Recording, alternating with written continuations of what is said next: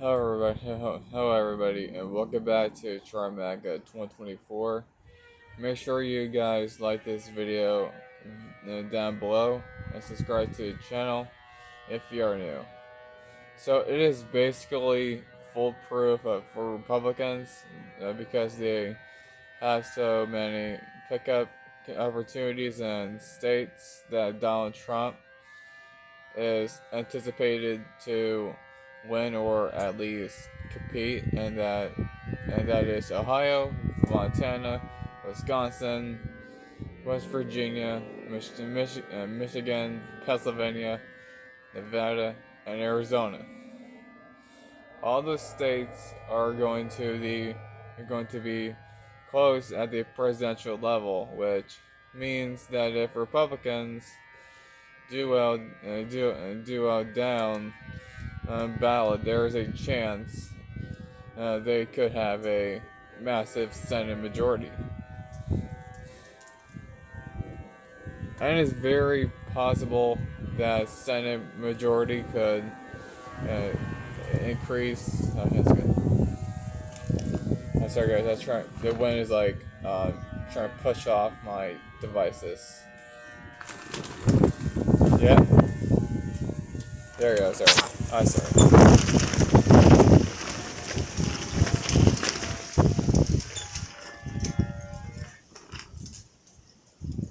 Sorry about that. Sorry about that. It's windy out there.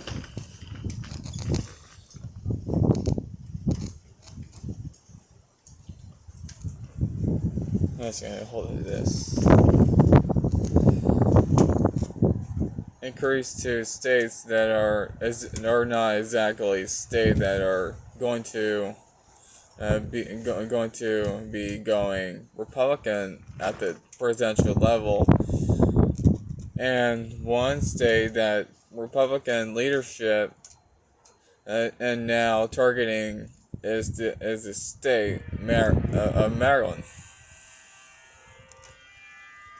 where they have nabbed their top Senate recruit their Larry Hogan. Larry Hogan being the governor of Maryland up until early last year. He is running for Senate, and a lot of people never anticipated that he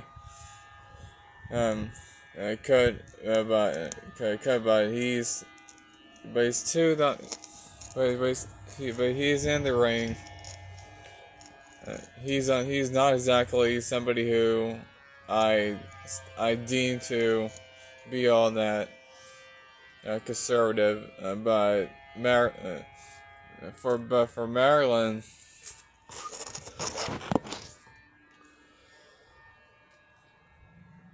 he's probably the best you can get. I would advise people if they live in Maryland to back Hogan for Senate, uh, or vote for Hogan down ballot, because yeah, if Hogan, even if he just opposes the filibuster bill, the filibuster, does what he needs to do. If he's in there, then it's a positive, uh, positive. No, if it's a not positive. Sorry, I misread it.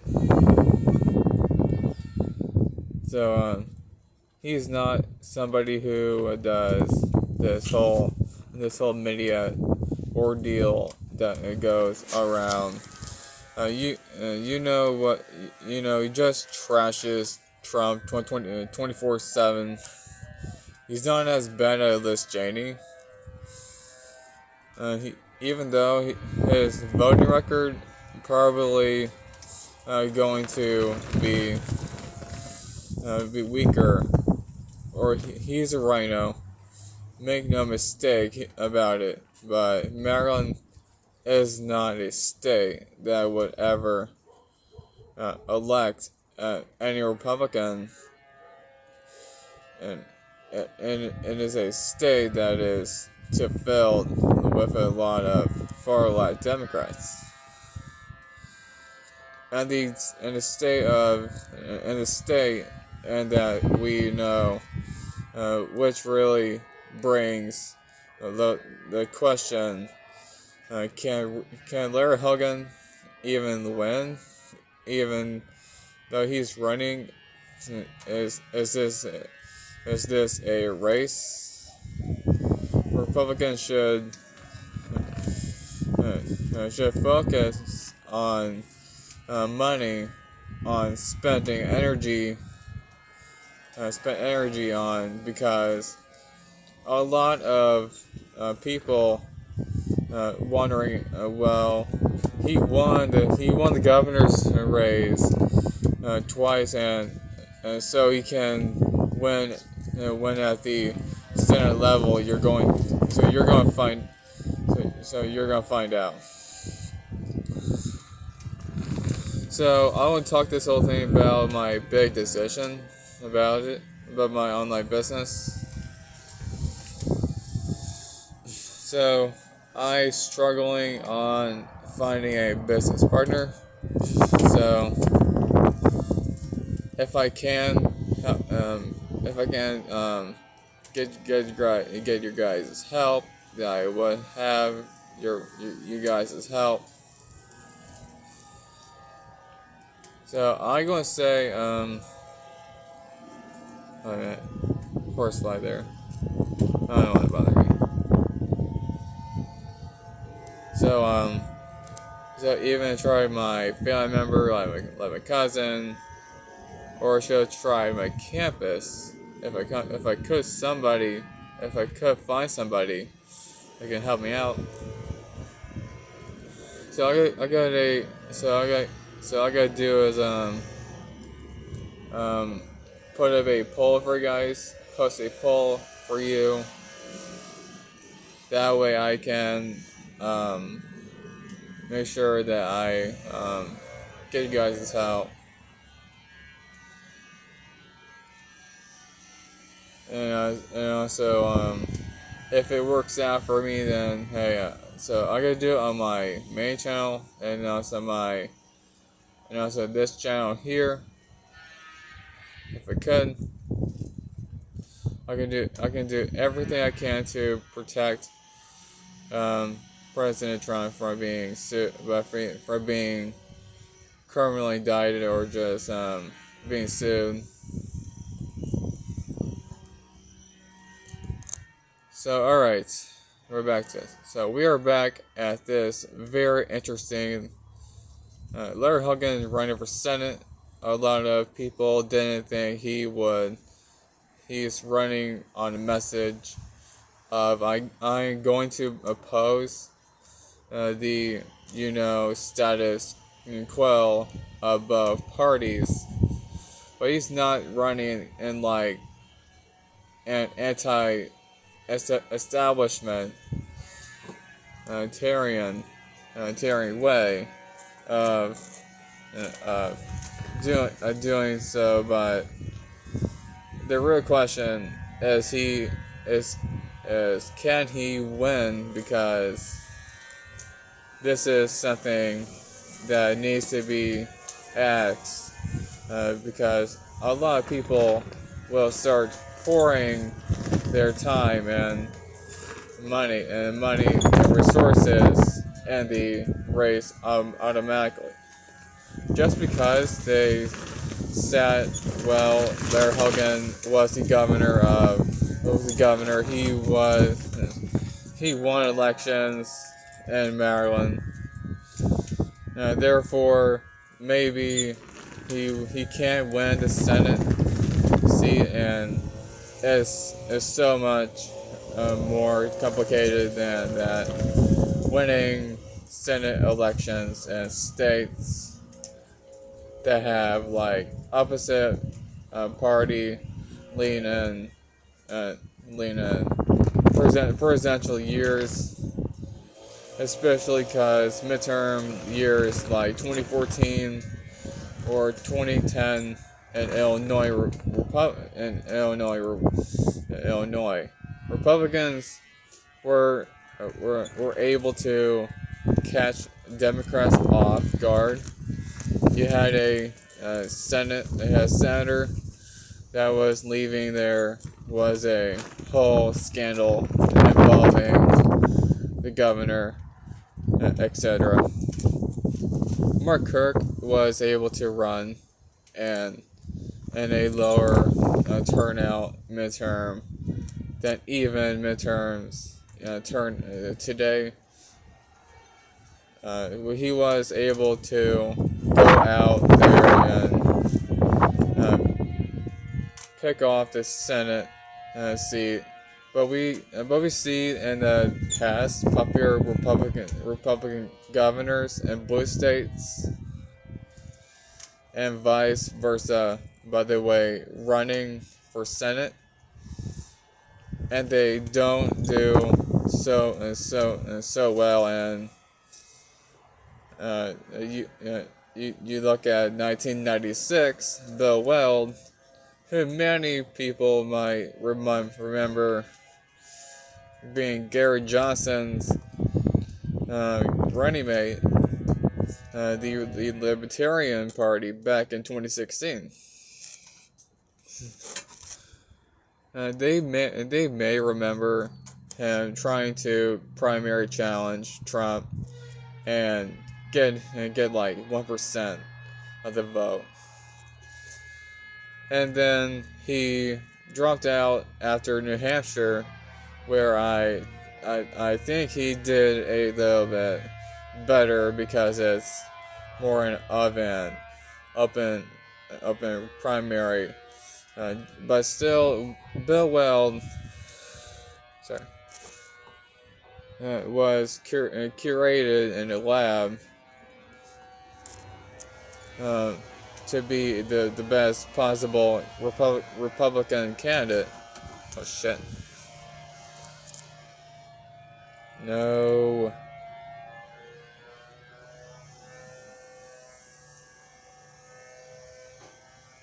Sorry, everyone. Screwed up on it.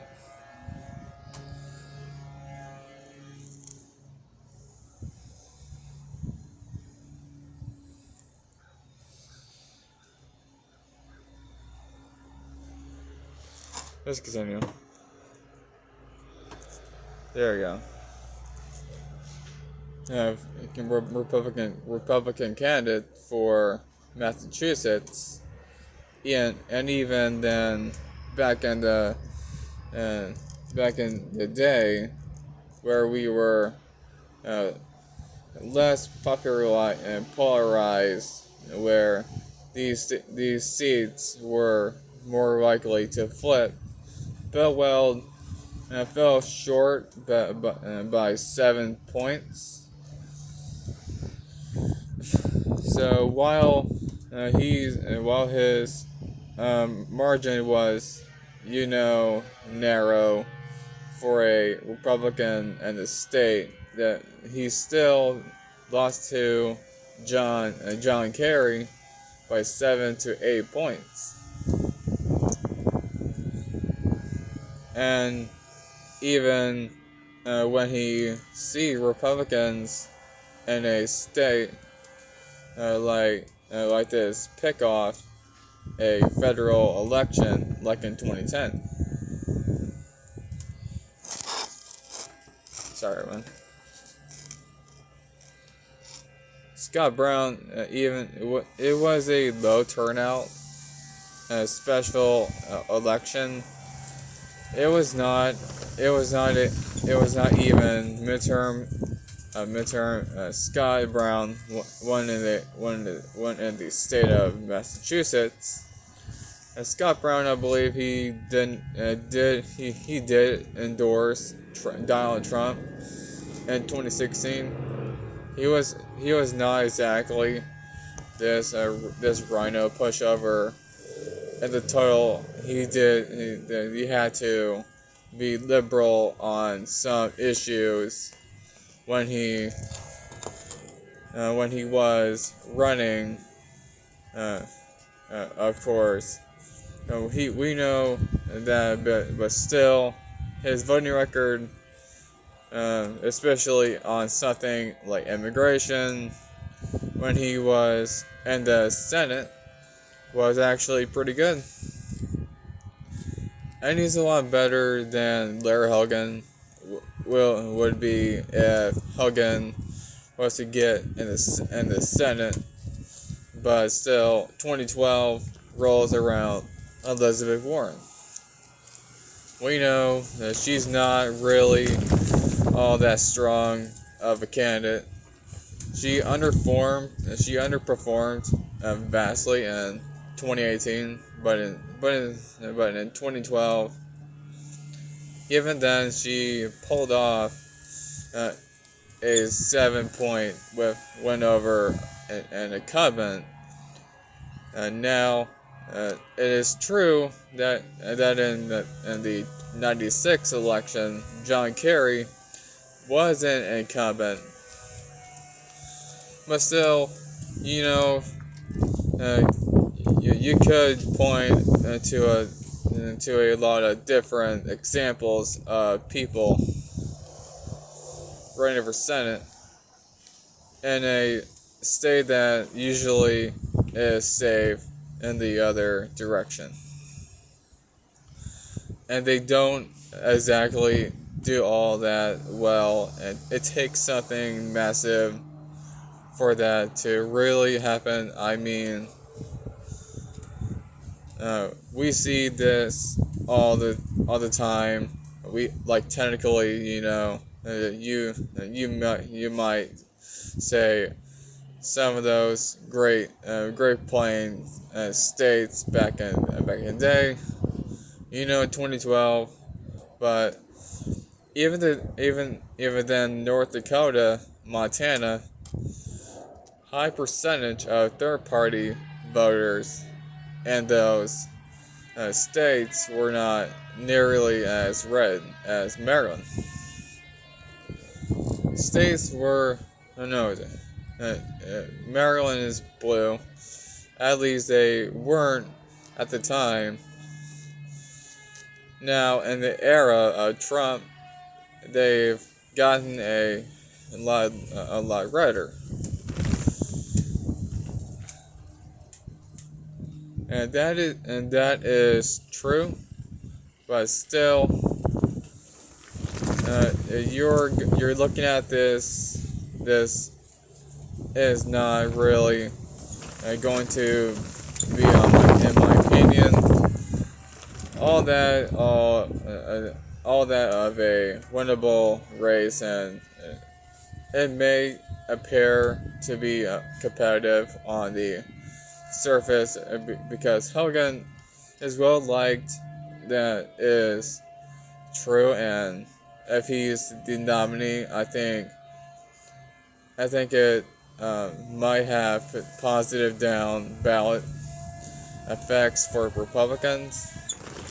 If he does, I know he is a rhino. But it's Maryland. I mean the person that's going to vote for you and vote with you 40% of the time, even, and that's like the kind of lows estimate.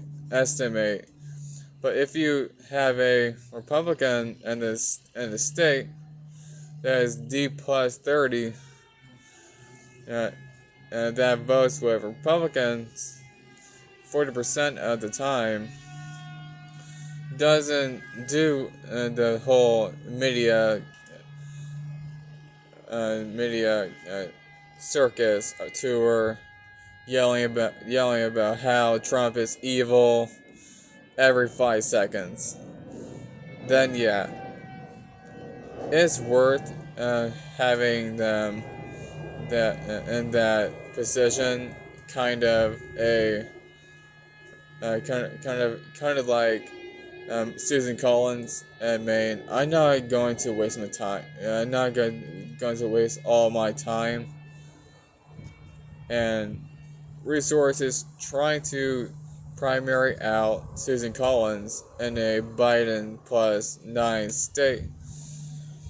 When I should be trying to primary out a lot of these rhinos that have the same opinions. That Larry Hogan does, but represents states that Donald Trump won by 10, 15, 20 points. It's called pragmatism. Sorry, I struggle with that word. And that we know, but still, you're looking at this.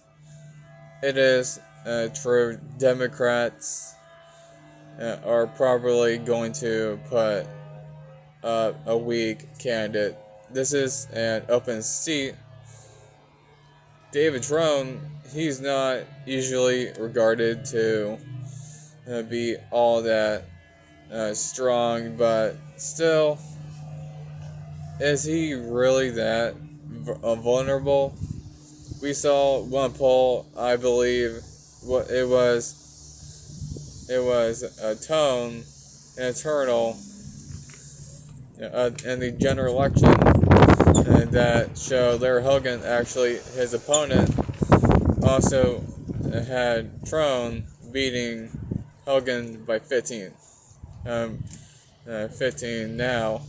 I think 15 might end up being in the final margin, which for Maryland is pretty good, and maybe there would be some positive down ballot effects.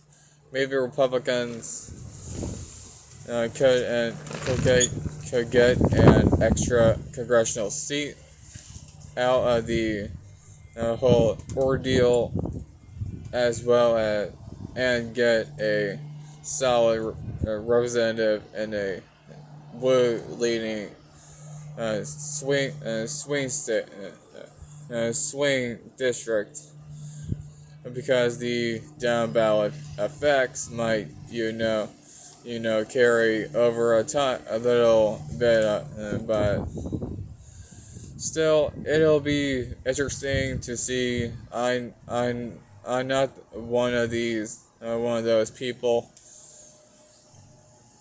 That's like, no, we had to oppose Hogan at every step of the way. It's like, we have more important things to focus on. We had a lot of rhinos to oppose in a state. Sorry, running nose.